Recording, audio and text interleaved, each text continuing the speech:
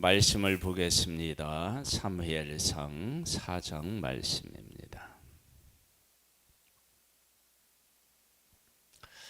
하나님께서 엘가나의 집에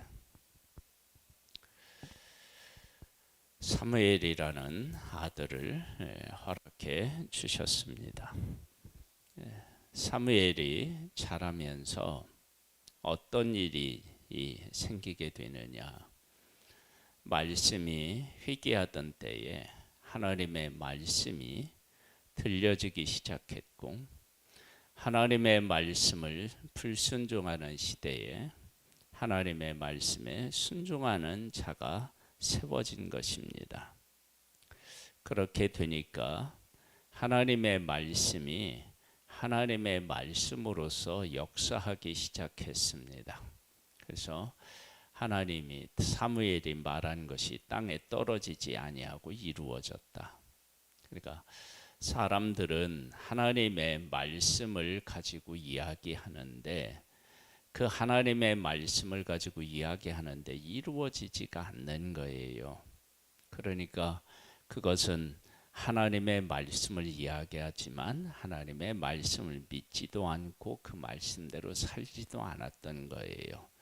우리가 사사기 시대에 미가라고 하는 그 집의 상황을 우리가 생각해 보면 알 수 있어요. 돈을 잃어버리고 은을 잃어버리고 찾고 그런 과정에서 하나님을 언급해요.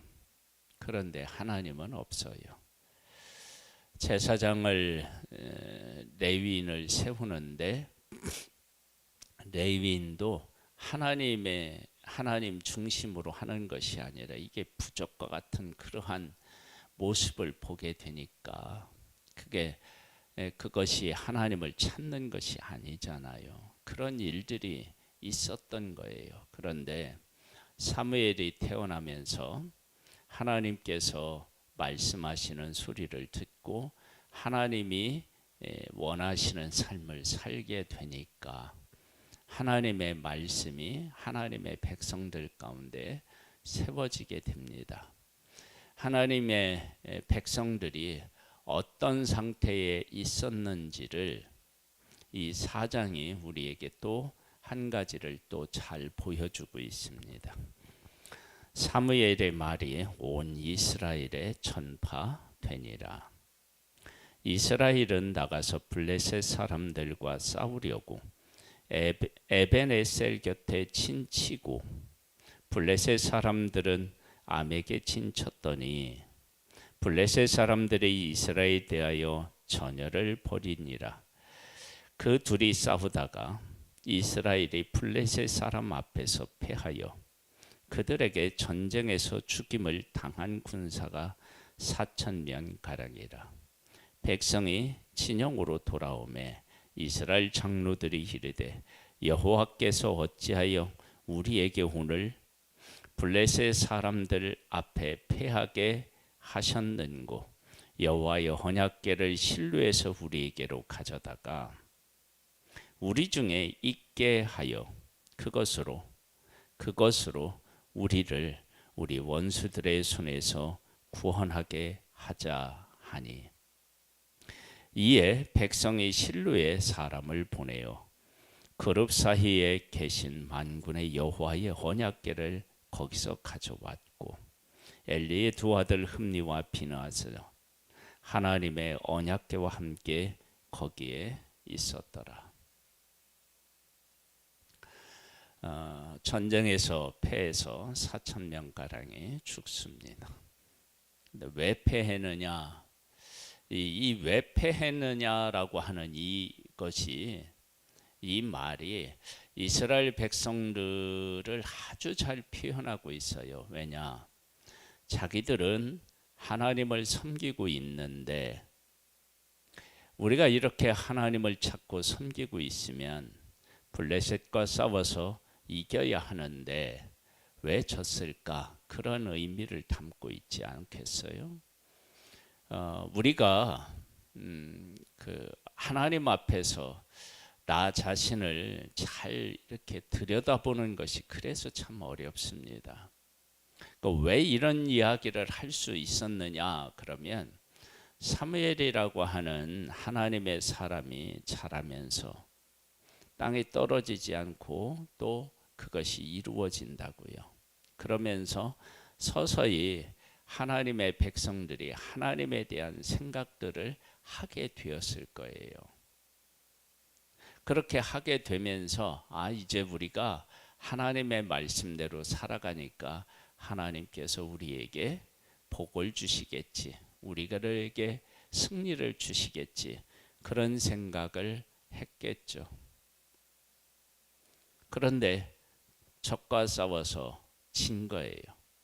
그렇게 졌을 때 어떤 일이 일어났느냐?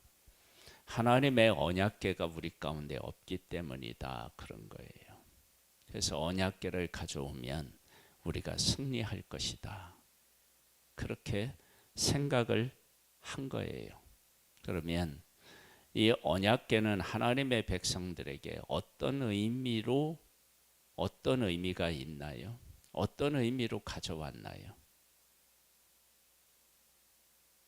이 언약궤만 있으면 우리가 어떻게 살든지 복을 주시는 그러한 것들로 인식한 거예요. 언약궤만 있으면 승리한다.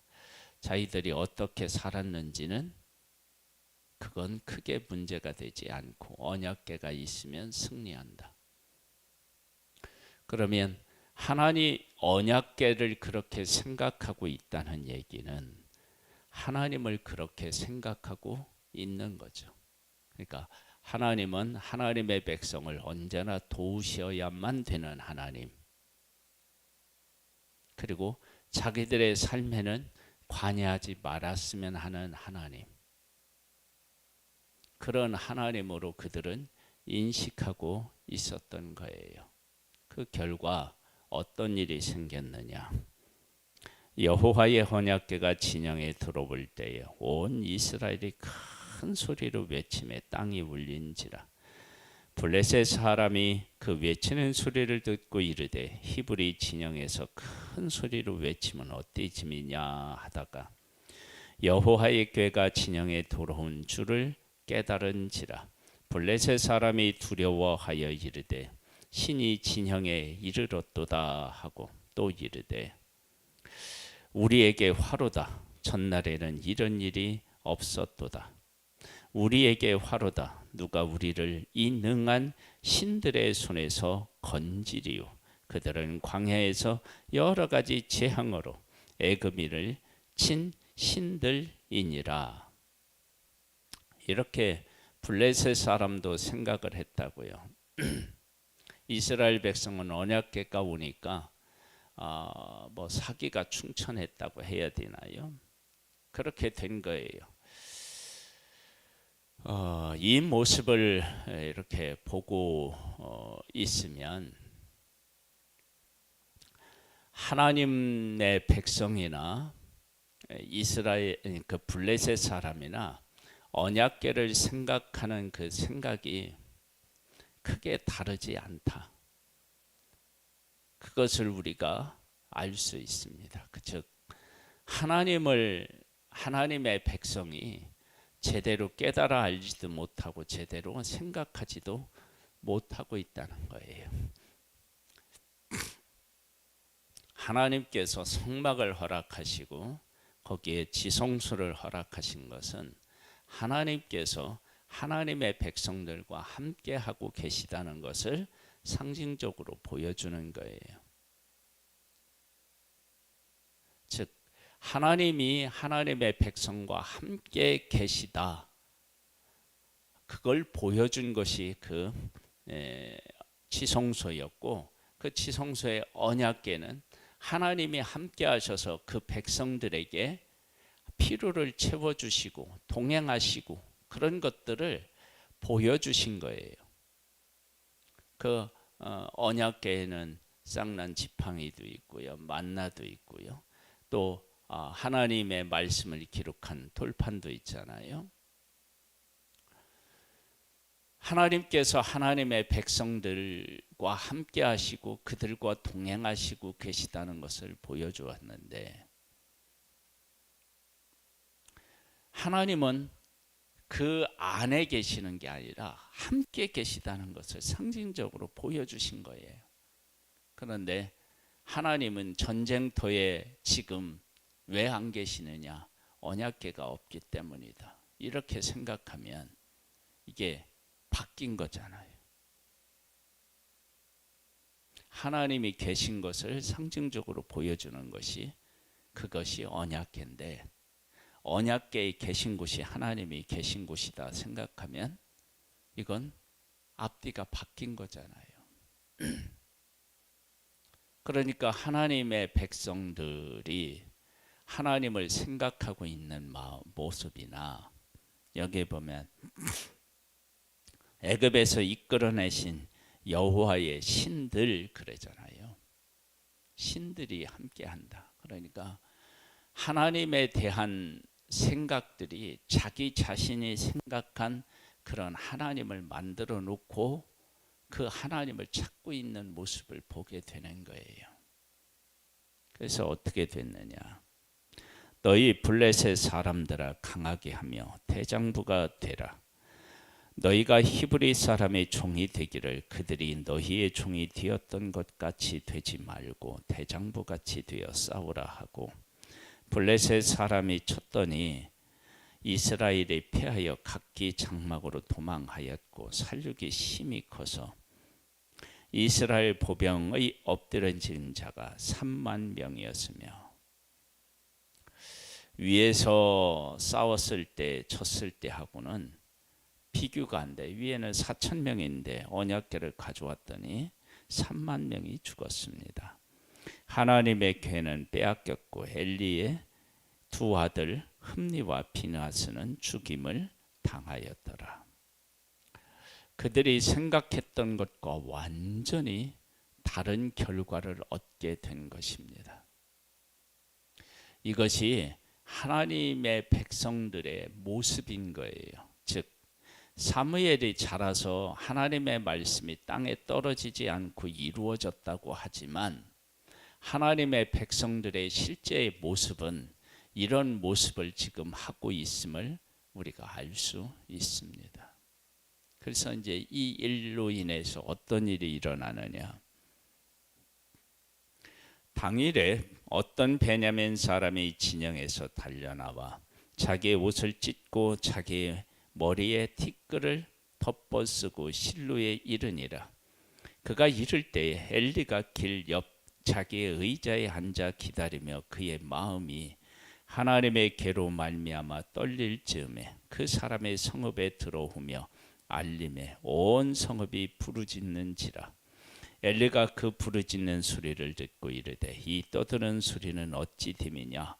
그 사람이 빨리 가서 엘리에게 말하니 그때 엘리의 나이가 98세라. 그의 눈이 어두워서 보지 못하더라. 그 사람이 엘리에게 말하되 나는 진중에서 나온 자라. 내가 오늘 진중에서 도망하여 왔나이다. 엘리가 이르되 내 아들아 일이 어떻게 되었느냐? 소식을 전하는 자가 대답하여 이르되 이스라엘이 블레셋 사람들 앞에서 도망하였고 백성 중에 큰 사륙이 있었고 당신의 두 아들 흠니와 비느하스도 죽임을 당하였고 하나님의 궤는 빼앗겼나이다. 하나님의 궤를 말할 때에 엘리가 자기 의자에서 뒤로 넘어져 문 곁에서 목이 부러져 죽었으니 나이가 많고 비대한 까닭이라. 그가 이스라엘의 사사가 된 지 40년이었더라. 이런 완전한 패배를 한 거예요. 완전히 패한 거예요. 왜 그러느냐? 하나님의 백성이 하나님을 어떤 하나님으로 알고 있었는지를 분명하게 선명하게 지금 드러내고 있어요. 그렇게 하나님을 섬겨서는 하나님이 그들을 위해서 일하실 수가 없었던 거예요. 하나님을 찾는데 하나님이 일하실 수 없도록 찾는다. 이게 이제 문제예요. 그래서 온 백성이 심히 통곡합니다. 그러면서 어떤 일까지 있느냐? 그의 며느리인 비느하스의 아내가 임신하여 해산할 때에 가까웠더니 하나님의 궤를 빼앗긴 것과 그의 시아버지와 남편이 죽은 소식을 듣고 갑자기 아파서 몸을 굽히려 해산하고 죽어갈 때에 곁에 서 있던 여인들이 그에게 이르되 두려워하지 말라, 네가 아들을 낳았다 하되 그가 대답하지도 아니하며 관념하지도 아니하고 이르기를 영광이 이스라엘에서 떠났다 하고 아이의 이름을 이가봇이라 하였으니 하나님의 궤가 빼앗겼고 그의 시아버지와 남편이 죽었기 때문이며 또 이를 하나님의 궤를 빼앗겼으므로 영광이 이스라엘에서 떠났다 하였더라. 하나님의 궤를 빼앗기면 하나님의 영광이 떠난 게 아니고요. 하나님의 백성이 하나님을 바르게 섬기지 못해서 그런 거예요. 그러니까 하나님의 말씀이 회귀했다. 그것은 하나님이 말씀하셔야 할 때 하나님의 말씀을 안 하셨다라고 하는 것도 그 뜻에 있고, 하나님께서 말씀하셨는데도 하나님의 백성들이 하나님의 말씀을 무시한 거예요. 그런 일들이 하나님의 백성들에게 있었다. 그래서 그 하나님께서 말씀하시는 것이 하나님의 백성들에게 제대로 인식되지 못했는데, 그 결정적인 게 뭐냐 그러면 언약궤에 대한 생각을 보면 알 수 있다. 그래서 이 언약궤는 하나님께서 하나님의 백성의 하나님을 어떤 하나님으로 알고 있었는지를 아주 선명하게 그들에게 보여주신 것이 바로 이것이다. 그래서 언약궤를 가져오면 장시들이 이기고 언약궤가 없으면 진다고 생각한 거예요. 그런데 그들이 진짜 언약궤를 하나님이 우리들 가운데 함께 하시는 그 하나님을 상징하는 것으로 보았느냐? 아닌 거예요.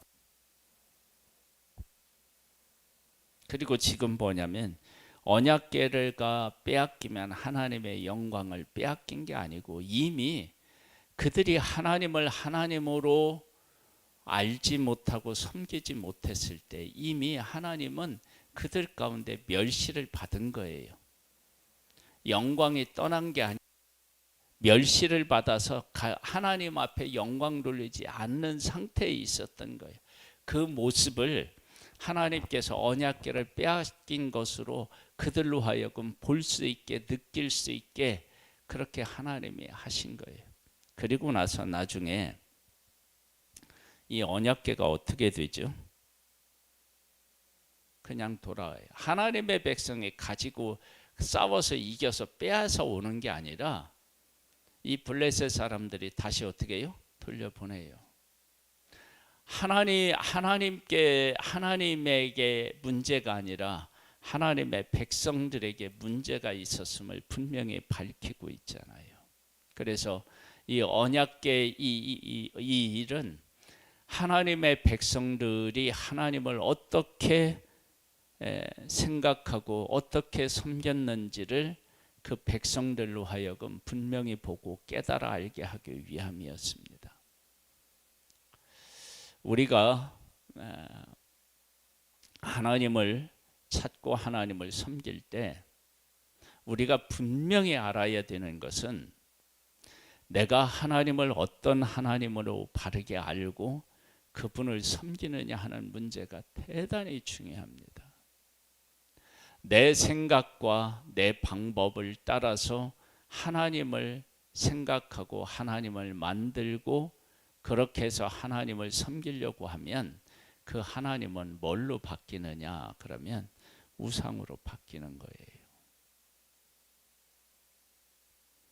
정말로 우리가 하나님께서 어떤 하나님이신지를 말씀으로 깨달아 알고 그 말씀에서 말씀하시는 그 하나님을 음성을 듣고 말씀을 깨달아 알고 그 가운데서 순종하며 살아가고 그 하나님이 함께 하시는 그 하나님을 경험하며 그 하나님을 경외하고 섬기는 그런 믿음을 가져야 하나님께서 우리의 삶에서 그 영광을 드러내 보여주시고 우리와 함께 하시고 우리를 복되게 하지 않으시겠습니까? 우리의 삶이 하나님 중심의 삶이 되기를 소망합니다.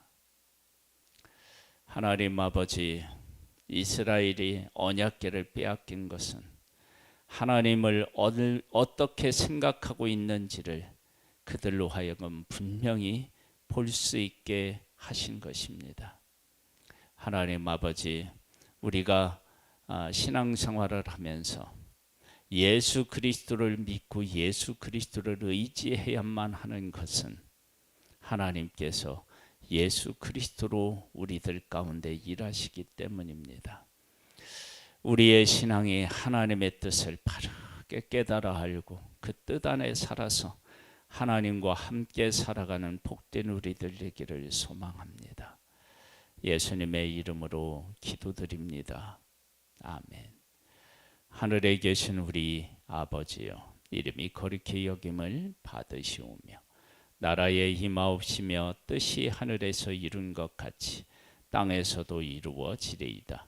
오늘날 우리에게 일용할 양식을 주옵시고 우리가 우리에게 죄 지은 자를 사하여 준 것 같이 우리 죄를 사하여 주옵시고 우리를 시험에 들게 하지 마옵시고 다만 악에서 구하옵소서.